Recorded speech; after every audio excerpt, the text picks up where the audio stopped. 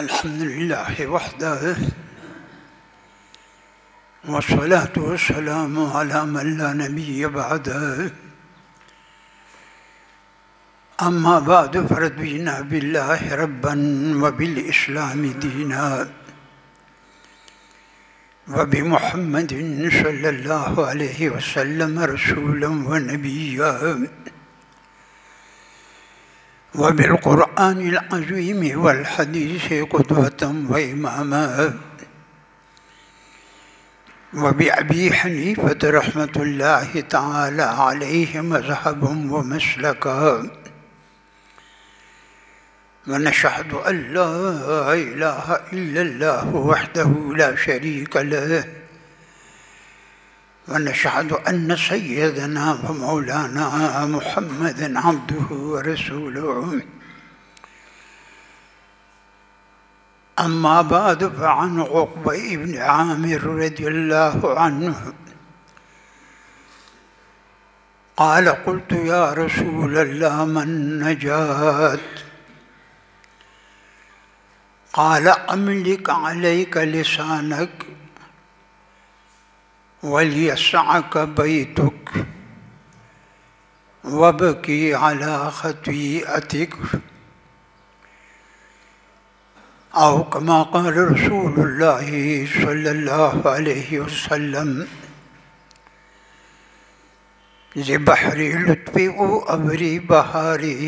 कुनत खारूस मन आबदारी ज़े कानी जूदी ओ बादी खजाने कुनत परशी ज़मीन दुरफिशानी इलाही गुंचई उम्मीद बुक्शाई गुली अज़रूज़ई जावीद बिन माई बखंदान अज़लबी अन गुंच बागम वसीन गुल अतर परवर कुन दिमागम बिया जामीर हाँ कुन शर्मिसारी ज़िसापो दुर्द पेशारान चिदारी ताला अल्लाहु ज़िही क़य्यूम दाना तवाना यीदिही हरना तुवाना इन्नल्लाह व मलाइकतहु युसल्लूना अलन नबी या अय्युहल्लज़ीना आमनू सल्लू अलैहि व सल्लिमू तस्लीमा अल्लाहुम्मा सल्लि अला सय्यिदिना मौलाना मुहम्मद व अला आलि मौलाना मुहम्मद व बारिक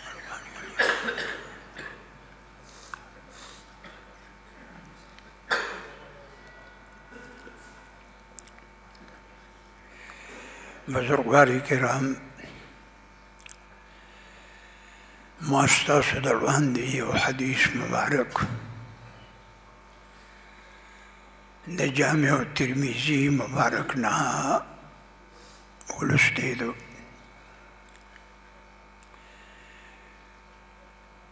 उक़बा इब्न आमिर यो जलीलुल क़दर सहाबी दी द रिवायात द हदीसों पर किताबों की ढेर रागली थी दा आगा सड़े दी इज़्ज़त नबी अलैहिस्सलाम सरा पर सफ़र के उमा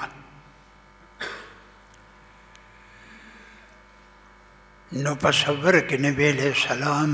अज़ान को दी हदीस न मालूम इगी च रसूलुल्लाह अज़ान पख़्पला करे दी और ब्याही यकामत को ब्याही मात मख की मुंजरा को दमाखा मुंजरा को पावल लकात की कुल औज़ु बिरब्बिल फलक हुई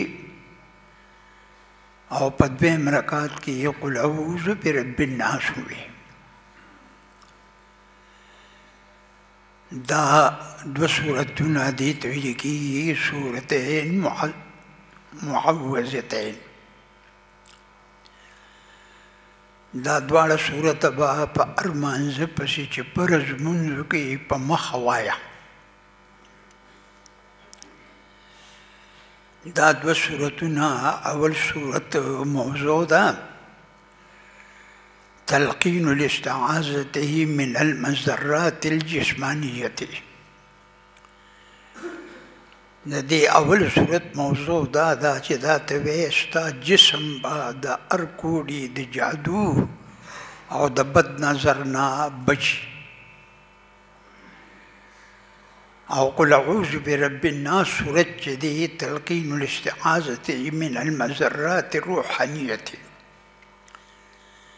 دې کې الله تعالی ته تعلیم درکړی دی چې دا سورت مبارک ته وایي نو ته به ستا دین به د هر بلا نه بچي او دین به دې محفوظ وي، دین به دنه خرابېږي نه. د دې صورتینو کې دومره طاقت دی.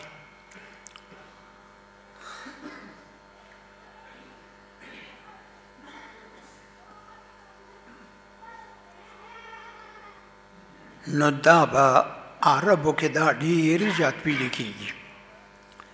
یو مې سړی زما په خوا کې په یو حج کې ناست و او چې فرض منځ شو فورا وی قل اعوذ برب الفلق ټول ختم کو، بیا قل اعوذ برب الناس. د دې په حدیثو کې دومره فضایل دي چې هغه انسان به لیونی وي چې په هر مانځه پسې نه وي.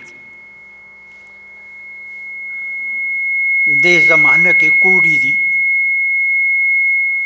جادوان دي، بد نظری ده. او بیا په پاکستان کې زما د مریدانو کې یو مرید عمرې له تلي اوس راغی، دلته کې راغی، دوه درې ورځې شوي دي چې راغلی دی. هغه راته وایي چې د سهار لمونځ مې په جمع باندې کو خو هغه خوند یې رانه کو چې د مانځه کوم خوند مدینه منوره کې او مکه معظمه کې د هغه مانځه بېل خوند دی. هغه وایي لمونځ په ډېره ادب سره کوي.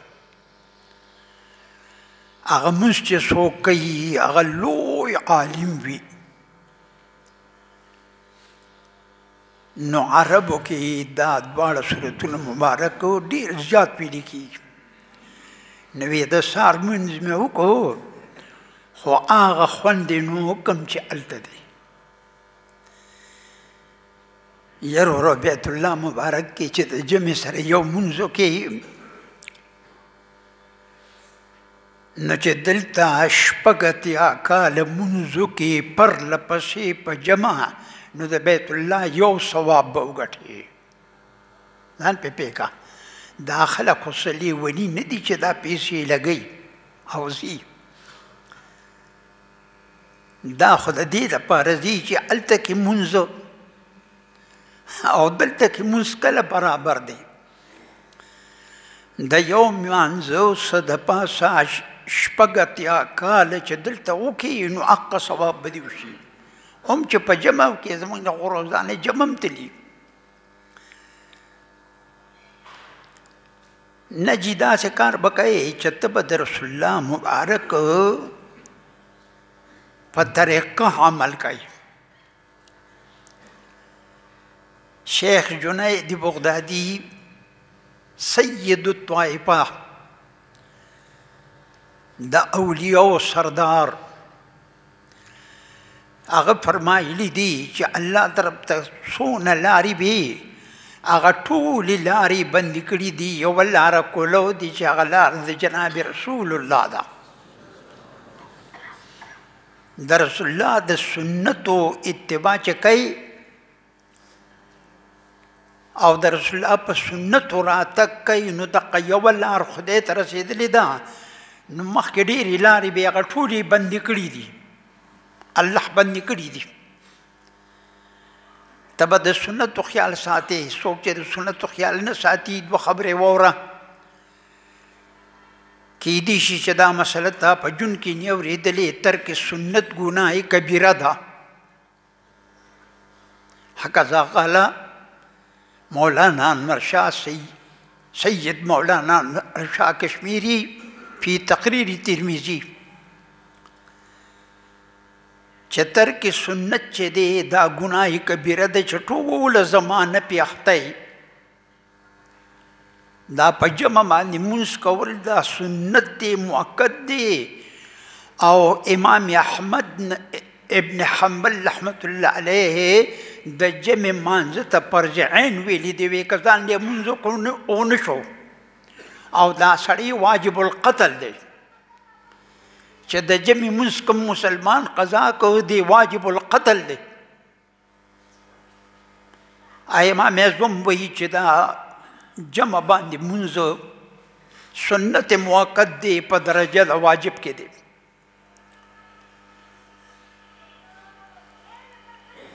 نو د دې ته به د سنتو خیال ساتي کوم سړی چې د سنتو خیال نه ساتي دی به د دوو خبرو محروم وي یو به د حوض کوثر اوبه د لاسو معطرو مبارکو د رسول الله د هغې نه به محروم وي دته به نبي علیه السلام په خپل لاس مبارکو د حوض کوثر اوبه نه ورکوي اگر چې جنت ته به لاړ شي لیکن د حوض کوثر اوبو نه دی محروم دی اگر که وروستو به لاړ شي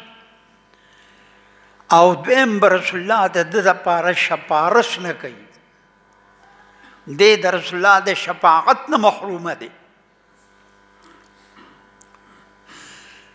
خیر ما ستاسو خدمت کې عرض کوو چې عقبه ابن عامر دا دومره خبره مې د په شان کې وکړه عقبه ابن عامر ما ته وایي چې رسول الله مبارک ما ته وایي چې قل اعوذ برب الفلق او قل اعوذ برب الناس دواړه سورتونه وایه تکفیک من کل شی د هر ضرر او د هر مصیبت دپاره د هر مصیبت نه تا دپاره کافي دی دا خو به لیونې هم پرې نه دي که قرآن شریف ته نه دی ویلي د استاذ نه دا دوه صورته یاد کوه دا خو عامو خلکو ته یاد دي فرض باندې بس سمدستي ووایه دا فرض مونځ چې وشي که نه بعضې بوډاګان دي دلته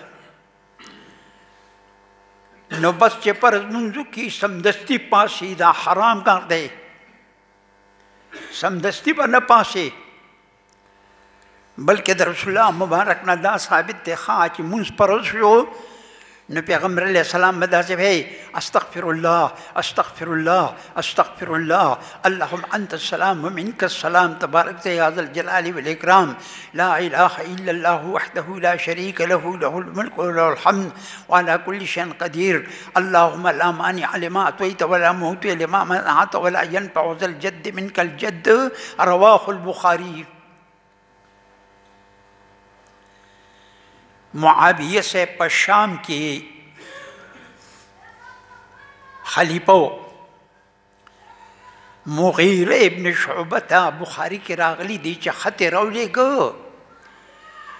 چې ما ته دا وښیه چې رسول الله په فرض مانځه پسې څه وي چې فرض مونځ یې وکړه وي نو دا لیکلي ورته وکړه چې ما بیان وکړه لا اله الا الله وحده لا شریک له الملك وله الحمد على كل شيء قدير اللهم ما اعطيت ولا معطي لما منعت ولا ينفع ذا الجد منك الجد وهغه ورته ولېږه رابي وایي چې د جمعې ورځ وه او معاویه صاحب د هغې حدیث بیان وکړو خلکو ته چې دی ما ته رالېږلی دی کم از کم مسلمان وروره دونه خو څه په ځان کې پیدا کړه چې د خپل پیغمبر علیه السلام څه ناڅه تابعداري خو وکړي عدد په طریقه لاړ شي نو عقبه ابن عامر وایي چې ما ته یې وایي چې دا وایه او دا په هر مانځه پسې په فرض پسې وایه خیر حدیث دلته داسې دی دې مانځه کې لوی کمال دی ابو معلق یو صحابي و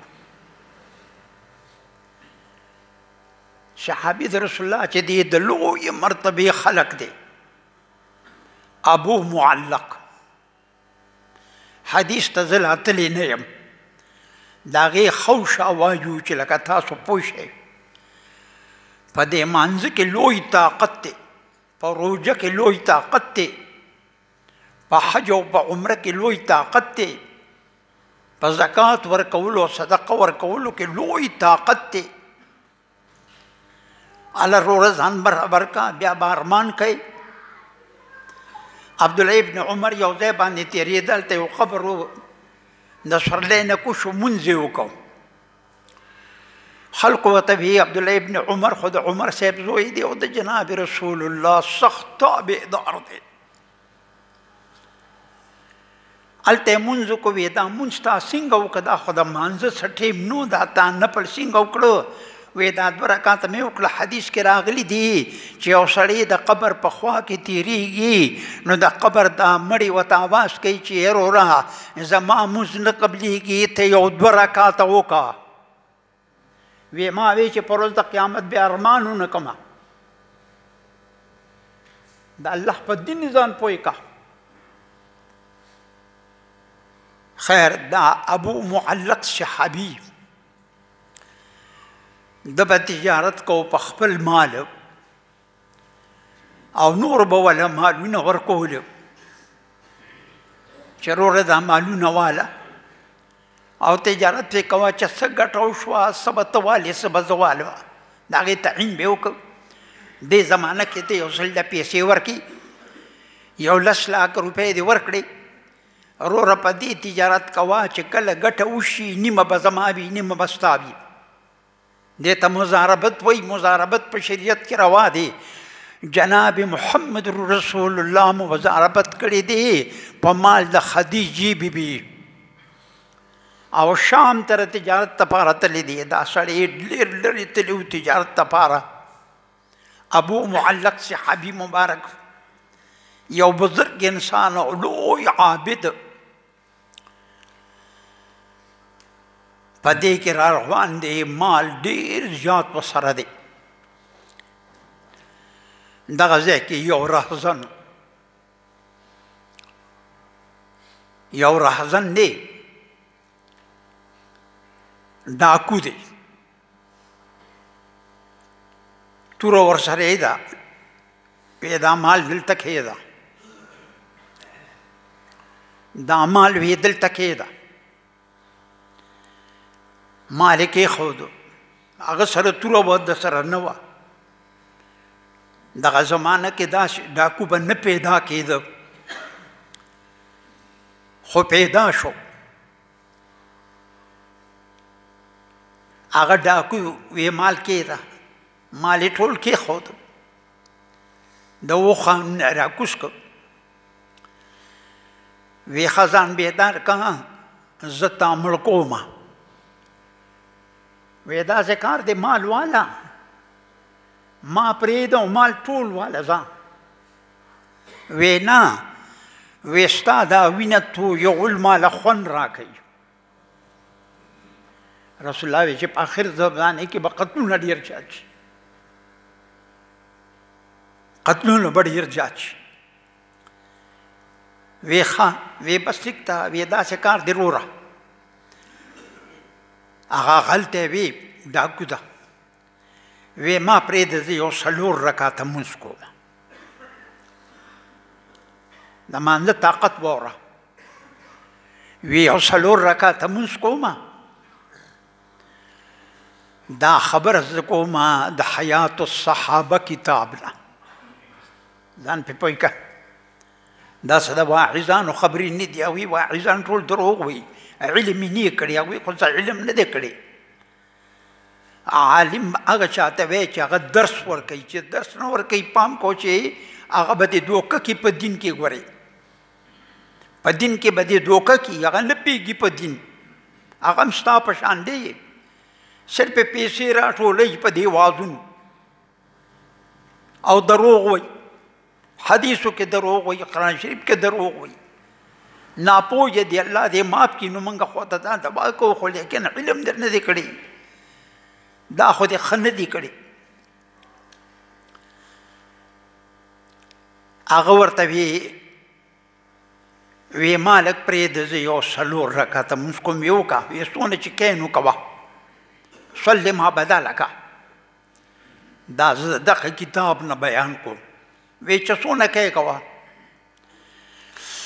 هغه 4 رکعته مونځ وکړو د 4 رکعتو مونځ نه یې وروستو دا دوا کوله 3 کرتې وکړه دا دوا یې 3 کرتې کړې ده یا ودودو یا ذا العرش المجيد یا فعال لما يريد أسألك بنورك الذي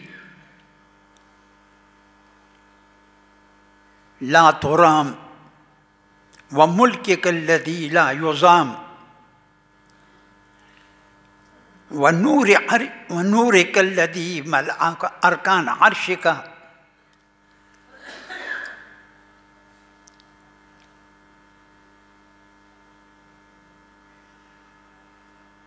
ونورك الذي ملأ أركان عرشك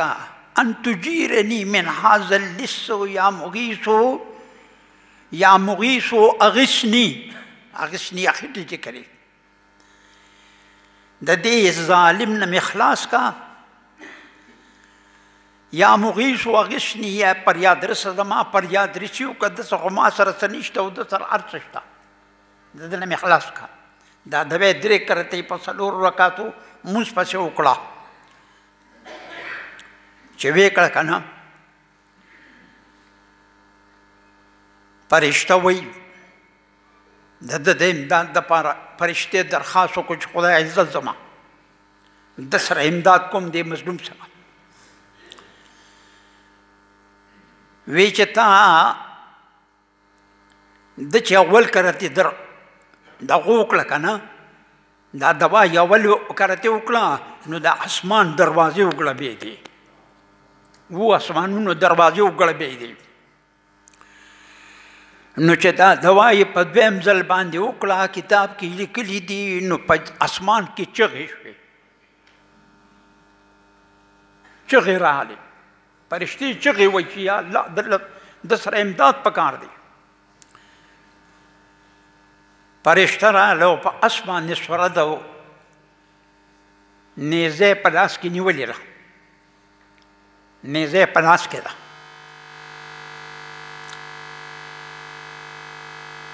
او په دې کې چې په 3م کرتې دا دوا وکړله نو یې ما خدای ته ویل چې د ده امداد دپاره زه ځم وی زه د 4م اسمان فرشته یم وی دا ډاکو دی وی او ډاکو طرف ته ورغله په نیزه باندې و په هغه وخت کې مردار کو مړی کو او بیا ده ته راغله وی وروره زه وی بس سالم ذات ته څوک څه نشي ویلی هغه مې دله مردار کو او داسې کار وکړه چې دا تا کوم 4 رکعته وکړو دا دوا او دا 4 رکعته مسلمانانو ته وښیه چې مسلمان یې په هر مصیبت کې وایي نو الله به ورته یقینا نجات ورکوي ما ستاسو خدمت کې عرض کوو چې وروره ستا په دې عبادت کې ډېر لوی طاقت دی چې څه دې زده یي بس په هغې کې خپل کار کوه دا ټیم اوس پوره شو خیر حدیث چې ما کوم ویلی دی هغې ته خوشه خبره مې وکړله او هغه ملا ویلې نه دی نو انشاءالله که جون بقه وکړه آینده جمعې ته بیا وایو وآخر دعوانا الحمد لله رب العالمين